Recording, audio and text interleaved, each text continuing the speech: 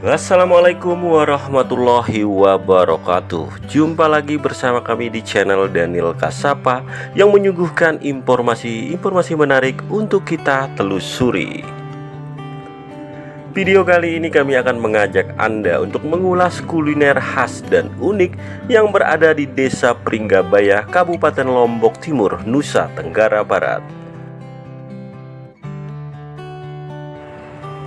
Kuliner yang memiliki nilai yang cukup historis ini disebut dengan bubur surba. Bubur ini dibuat dengan aneka ragam bahan makanan dengan berbahan dasar beras atau ketan, pisang muda, ubi jalar, dan dicampur dengan biji buah asam yang biasa disebut dengan tolang bage oleh suku Sasak Lombok. Bubur ini ditaburi dengan potongan-potongan kecil bunga serinate, bunga kamboja, serta biji buah delima. Untuk menambah kelezatannya ditambah juga dengan telur dadar dan suiran ayam kampung.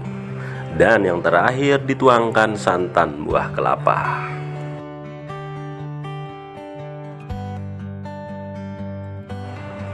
Jika Anda ingin menikmati bubur surba ini, Anda harus menunggu 1 tahun.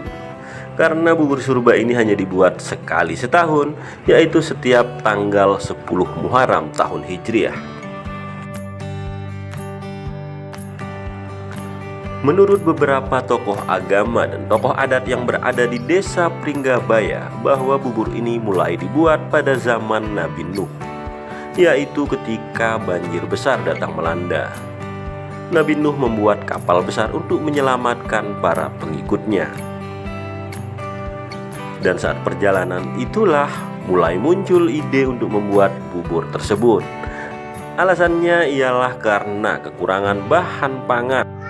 Karena itu semua bahan makanan yang ada diolah menjadi satu agar semua orang yang ikut dalam rombongan bisa tercukupi. Itulah sekilas tentang asal-usul dibuatnya bubur surba ini. Apakah Anda tertarik? Silakan datang ke Desa Pringgabaya, Kabupaten Lombok Timur, Nusa Tenggara Barat.